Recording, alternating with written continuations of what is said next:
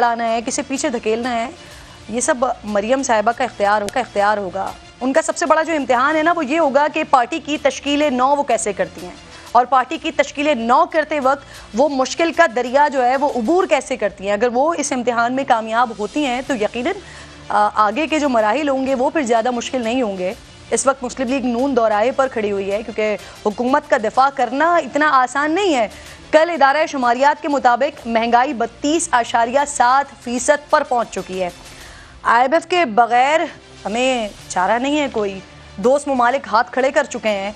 IMF मुतालबात मानने के बाद महंगाई की शरह में कम से कम 10 से 15% मजीद इजाफे की तवक्को की जा रही है। मुस्लिम लीग नून जो है वो हमेशा कारकर्दगी को बुनियाद बनाकर बात करती है। तो क्या मरियम नवाज साहिबा के लिए इस वक्त ये आसान होगा कि वो हुकूमत की इस कारकर्दगी के साथ अवाम में जा सकें? क्या महंगाई के ज़ख्मी आवाम के लिए सिर्फ लफ्ज़ इनका मरहम ही काफ़ी हो सकेगा? दूसरी तरफ मुस्लिम लीग नून को अंदरूनी कशमकश का सामना है। साबिक वज़ीर आज़म शाहिद खाकान अब्बासी साहब कुछ नाराज़ से नज़र आ रहे हैं। इत्तेहादियों को बल्कि पार्लिमान को मफलूज कह रहे हैं। पार्टी की लाइन से ज़रा मुख्तलिफ लाइन खाकान अब्बासी साहब ले रहे हैं। साबिक वज़ीर ख़जाना मिफ्ता इस्माइल इस वक्त नून लीग के लिए एक अलग दर्द सर बने हुए हैं। वो रोज़ किसी न किसी TV चैनल पर बैठकर डार की पॉलिसी को तनकीद का निशाना बनाते हैं। अब इसे आप मिफ्ता इस्माइल साहब की खुशकिस्मती कहिए या फिर ये नून लीग की बदकिस्मती है कि मिफ्ता इस्माइल साहब बतौर वज़ीर ख़जाना जो कुछ कहते रहे हैं और जो कुछ वो करने की कोशिश करते रहे हैं, आज वक्त साबित कर रहा है कि वो न सिर्फ दुरुस्त थे बल्कि नून लीग इस सब पर अब खुश भी नहीं है। पार्टी की जो सेकंड टियर लीडरशिप है वो मिफ्ता इस्माइल के खिलाफ मुसलसल बोलते हुए दिखाई दे रही है। उन्हें खुद पार्टी छोड़ने के मशवरे दिए जा रहे हैं और अब ऐसा लगता है कि नून लीग की आला क़यादत भी उन्हें ओन करने को तैयार नहीं है। 2 दिन पहले दिखाती भी हूँ आपको, फवाद चौधरी साहब की गिरफ्तारी पर नून लीग ने PTI दौर में अपने गिरफ्तार शुदा रहनुमाओं की जो तस्वीर शाये की उनमें मिफ्ता को मारा गया था। और आज जब समा TV को खुसूसी इंटरव्यू दिया है मरियम नवाज साहिबा ने तो वो भी मिफ्ता इस्माइल साहब को माइनस ही कर रही थी। शाहिद खाकान अब्बासी साहब की जो वफादारी है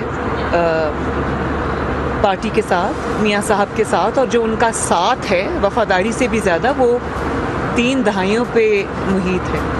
और शाहिद और खाकान अब्बासी साहब जो हैं उनकी जो इंटेग्रिटी है वो शक व शुबे से बालातर है।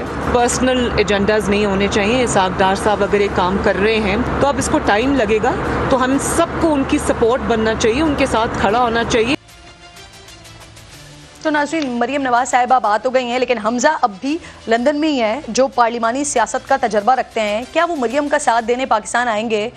और अगर हमजा शहबाज नहीं आते तो फिर ये बात क्या पैगाम दे रही है? इस तमाम पर बात करने के लिए मुझे आज मौजूद मेहमानों में हिना परवेज़ भट्ट साहिबा, पाकिस्तान मुस्लिम लीग नून की रहनुमा है, सलीम बुखारी साहब सीनियर तज्जियाकार हैं, इसके साथ साथ बैरिस्टर अजहर सिद्दीक साहब लॉ एक्सपर्ट हैं। प्रोग्राम में तीनों मेहमान मुझे ज्वाइन कर चुके हैं। आप तीनों को खुशामदीद कहूँगी।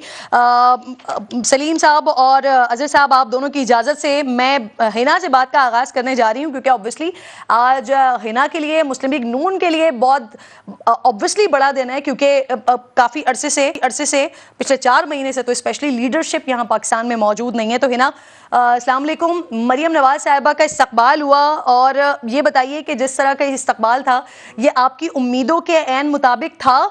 कुछ बता सकती हैं क्योंकि पिछले कुछ अरसे से ना हमारे पास नंबर्स की बड़ी बात होती है, हेड काउंट बहुत होते हैं, तो कितने लोग थे आज मरियम साहिबा को वेलकम करने के लिए?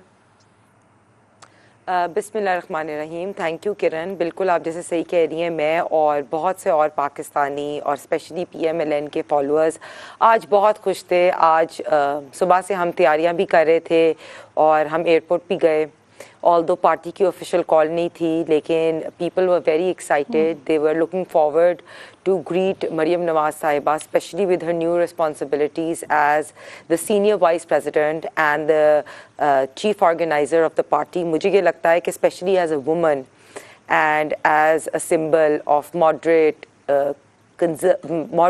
person, तो एक अच्छा इमेज पार्टी का ओवरऑल आएगा। और जिस तरह उन्होंने अपनी स्पीच में बड़ा ये बात वाजे भी की कि हम पार्टी को रीऑर्गेनाइज ऐसे करेंगे कि यूथ के लोग और प्रोग्रेसिव लोग सामने आए and the party will be revamped. तो I personally think it was a very very good symbol and लोग बहुत थे। आपने शायद देखा भी होएगा एयरपोर्ट से कितने लोग थे? निकलने से शुरू हुए थे। आई थिंक 30-40 हज़ार होंगे, मुझे नहीं पता, मुझे जहाँ तक लगता है दैट्स माई, मुझे पार्टी ने या किसी ने कोई काउंट नहीं दिया, but because I was there, मैं एज अ स्पेक्टेटर आपको बात कर रही हूँ, और जो मैंने मेरी approximately I think this is the amount of people that was there. और अगर अभी पार्टी की ऑफिशियल कॉल नहीं थी, हमने एयरपोर्ट से स्टार्ट हुए, जिस तरह लोगों ने जज्बे जुनून से मोहब्बत से मरीम बीबी को वेलकम किया और वहां पहुंचे। है ना, जलसे का 30 से 40 हज़ार लोग आप कह रही हैं, आपका अंदाजा ये है कि 30 से 40 हज़ार लोग होंगे। एक तासुर ये भी बनाया जा रहा है और ये भी बात की जा रही है कि पंजाब के इलेक्शन के बाद मियां साहब वापस आएंगे, तो ये बात दुरुस्त है? नहीं, बिल्कुल ऐसी बात दुरुस्त नहीं है किरण। इंशाल्लाह ताला जब भी पंजाब के इलेक्शंस होंगे तो मियां साहब लीड करेंगे, और जैसे आज हमने सुना भी स्पीच में भी और पहले भी सुना कि मरीम बीबी ने ये बिल्कुल बात की कि हमारे महबूब कायद मियां साहब बहुत जल्द आएंगे, एंड आई पर्सनली बिलीव कि चाहे वो पंजाब के इलेक्शंस हों, मियां साहब विल बी देयर। तो ये जो भी बात लोग कर रही हैं कि वो नहीं आएंगे, तो मैं इसको कैटेगोरिकली डिनाई करती हूँ। इंशाल्लाह ताला पंजाब के इलेक्शन से पहले मियां साहब हमारे पास होंगे। और अच्छा, बड़ी खबर दे रही है, आप कह रही हैं पंजाब के इलेक्शन से पहले आएंगी। ठीक, मैं आती हूँ हिना, दोबारा आपके पास आती हूँ जी। मरियम साहिबा का रिसेप्शन है, इस पर कमेंट कीजिएगा, इसको किस तरह से देख रहे हैं आप, और साथ साथ फवाद चौधरी साहब के हवाले से भी बात करना चाह रही हूँ आपसे। जिस्मानी रिमांड उनका 2 रोज़ का मजीद मंजूर हुआ है, और जो सरकारी वकील हैं वो तो कह रहे हैं कि हमें ये देखना है कि फवाद चौधरी के बयान के पीछे है कौन। कह सकते हैं क्या हम ये कि फवाद चौधरी बहाना है, इमरान खान निशाना है? अजहर साहब, बहुत शुक्रिया किरण साहिबा। आज इत्तेफाक से जब कोर्ट से निकले तो सड़कों पे जाना हुआ, माल रोड पे बड़ी खुशी हुई कि फ्लाइंग कोचेज, अपना वो टोयोटा हाईएस और इस तरह की तकरीबन काफी सारी गाड़ियां। वो तो फिर शाम को एक फोन आ गया, जी मुझे तो पैसे मिले नहीं है, आदर साहब को रिकवरी शायद फाइल करनी पड़ेगी इस हवाले से। मैंने कहा चले कोई फर्क नहीं पड़ता है, जब आएंगे तो पैसे वैसे ले लेंगे इनसे। जेन्युइन क्राउड की बात करनी चाहिए हमें। क्या जेन्युइन क्राउड अपने तई घर से निकला है? Answer is big no. कि लोग अपने तई जो निकल के जाएं और आकर बात करें। रेंटेड क्राउड की बातें मैं नहीं करना चाहता, मैं तो सिर्फ ये बताना चाहता हूं लोग 4 वजूहात की बुनियाद पर शायद इनका साथ देना नहीं चाहेंगे। एक तो इनका बयानिया बदल गया, कहा गया वोट को इज्जत दो, बाजवा साहब और उनके सर पे बैठकर ये हुकूमत में आ गए। फिर तीसरी बात है, जब पार्टी को मजबूत करना था मुल्क से बाहर चले गए। नवाज शरीफ हफ्ते लेकर बाहर हैं। डॉलर साहब ने कहा कि सागडार साहब ने कहा 200 से नीचे डॉलर ले आऊंगा, आज 300 से ऊपर पकड़ा नहीं जा रहा है। आप वो देख ले, महंगाई आपकी वहमो गुमान में नहीं है कि जो हालत इस वक्त हो गई हुई है। और जो मर्जी आप कह रहे हैं, एक बात बड़ी सिंपल सी है कि जब तक इस मुल्क के अंदर पॉलिटिकल स्टेबिलिटी नहीं आती है, इकोनॉमिक स्टेबिलिटी नहीं आ सकती। हम सब ने देखा, मैं तो मार्च में कह रहा था कि ये जब आए हैं इनका मकसद 5-6 वो पूरे अचीव कर लिए हैं। नैब में तब्दीलियां करनी थी, FIA के जरिए बाहर आना था, ECL में तब्दीलियां करनी थी, चेयरमैन नैब अपनी मर्जी का लगाना था, मेंबर इलेक्शन कमीशन लगाने थे। वो सारे टारगेट इन्होंने अचीव कर लिए हुए हैं। कोई ये बताएं कि कौम के लिए क्या किया उन्होंने। मैं सुन रहा था सलीम बुखारी साहब को, अलॉट ऑफ रिगार्ड फॉर, उन्होंने तो फैसला भी सुना दिया कि एक एप्लीकेशन जाएगी, एक्सेप्ट हो जाएगी। पता नहीं, मेरी समझ से बाहर है कि कौन सी एप्लीकेशन जाएगी, कौन सी एक्सेप्ट हो जाएगी। 2 केसेस हैं, एक है एवन फील्ड और दूसरा है अल अजीजिया। एवन फील्ड के अंदर अभी तो फिलहाल वो भगौड़े इश्तिहारी हैं, अदालत से भागे हुए हैं, 4 हफ्ते के लिए गए थे मुल्क से बाहर, और आज 2019 नवंबर की बात कर रहा हूं मैं। और आज बुनियादी तौर पर जरा समझना है कि उसमें तो पहले जाएंगे, पहले तो जेल जाएंगे, जेल जाके सस्पेंशन की कोई दरखास्त है, इसमें जमानत वगैरह कोई नहीं होनी है, मैं पहले बता दूं आपको। ये भी हम कंफ्यूजन में लेकर बैठे हुए हैं कि पता नहीं कोई जमानत हो जानी है।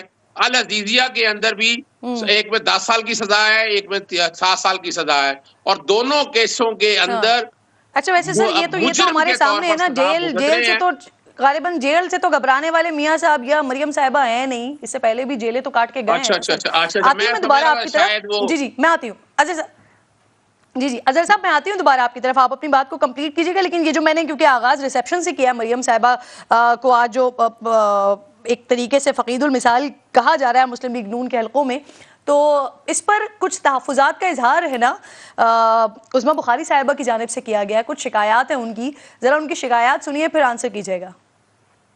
और वैसे अफसोस की बात है कि लाहौर तंजीम ने इतना पैथेटिक प्रोग्राम बनाया है, इतना बड़ा प्रोग्राम था, मरियम साहिबा आ रही थी और ये होना चाहिए था, कोई मैनेजमेंट ही नहीं है, इनका प्रोग्राम ही करना नहीं आया, ऐसे प्रोग्राम करते हैं, ये लाहौर का प्रोग्राम नहीं था, ये पंजाब का प्रोग्राम। आप देख रही होती हैं मामलात, अता देख रहे होते हैं ना, ये आप लोगों से शिकायत की है उस्मा साहिबा ने, क्या हुआ था मामला? किरण, बिल्कुल मैंने आने से पहले वीडियो देखी थी, उन्होंने कोई मैनेजमेंट की ज़रूर बात की होगी। आपको पता है जलसे जुलूस में जब लोग बहुत ज़्यादा हो जाते हैं तो कई दफ़ा ज़्यादा क्राउड की वजह से मैनेजमेंट में कोई ऊपर नीचे हो जाता है। सो ऐसी कोई रिजर्वेशन की बात नहीं है, कोई बात वैसे होगी, लेकिन बिकॉज़ मैं एयरपोर्ट पे भी थी और मैं जलसा गाह भी गई और मैंने सब लोगों से मिली भी, बड़ा जज्बा जुनून था, बहुत अच्छी मैनेजमेंट थी और लाहौर का शो बहुत अच्छा था। तो वैसे ही कोई आपको कोई परेशानी का सामना नहीं करना पड़ा है ना? नहीं, मुझे कोई परेशानी का सामना नहीं करना पड़ा। मैंने आपको जैसे बताया कि बहुत अच्छा शो था एंड आई पर्सनली थॉट कि लाहौर की मैनेजमेंट जो है वो बहुत अच्छी थी। सो पर्सनली क्राउड भी बहुत अच्छा था। आपके लिए भी देख रही थी, आपको भी बड़ा सोशल मीडिया के ऊपर इस वक्त थोड़ा सा ट्रोल किया जा रहा है, कहा जा रहा है कि बाकी तमाम खवातीन जो लोग मौजूद थे वो मरियम से मिली, उनको हक भी किया, लेकिन आपको नहीं किया है। Is it true? By chance मुझे हंसी भी आ रही थी, आपके शो के दरमियान ही मुझे वो वीडियो मिल गई है जिसमें मरियम बीवी मुझे हक कर रही थी, तो मैंने अभी वो पीटीआई की टीम को रिप्लाई भी करके उनके ग्रुप में लिख भी दी है, बिकॉज पीटीआई के लोग तो छोड़ते नहीं है ट्रोलिंग आर्मी। तो वो शुक्र है मुझे वो 1 सेकंड की वीडियो मिल गई, अभी मैं ट्वीट नहीं करने लगी हूँ, आपके शो के दौरान ही मैं ट्वीट कर दूंगी। लेकिन मैंने 2 पॉइंट रिस्पॉन्ड करना था कि अजहर सदीक साहब ने वो बात की कि उनको कॉल आए, लोगों ने पैसे मांग रहे थे, तो वो प्लीज चेक कर ले कि ज़मान पार्क में जो लोगों को इकट्ठे करने की कोशिश कर रहे थे उनकी तो नहीं आई, क्योंकि हमारी तो पीएमएलएन को आपको पता है कि सारे वॉलंटियर्स होते हैं, जज्बे जुनून से लोग आते हैं। और एक और बात किरण, मैं क्योंकि मैं किरण बस एक इंपॉर्टेंट चीज, क्योंकि मैं सुन रही थी सलीम बुखारी साहब बड़े मेरे ऑनरेबल कुलीग हैं, तो सलीम बुखारी साहब शाहिद हकान अब्बासी की मैं आपको पर्सनली तौर पे बताती हूँ, मेरी कॉन्वर्सेशन भी हुई और बात भी हुई, उनका कोई ऐसा इख्तलाफात नहीं है पार्टी के साथ और कोई ऐसी प्रेशर ग्रुप की बात नहीं है। ये ऐसी मतलब डायनामिक्स या ऑप्टिक्स लोग बनाने की कोशिश कर रहे हैं। ये मरियम बीबी ने भी आज क्लियर किया और शाहिद हकान अब्बासी ने बहुत अच्छी तरह ये क्लियर किया कि ऐसी कोई एक और आपने ये जो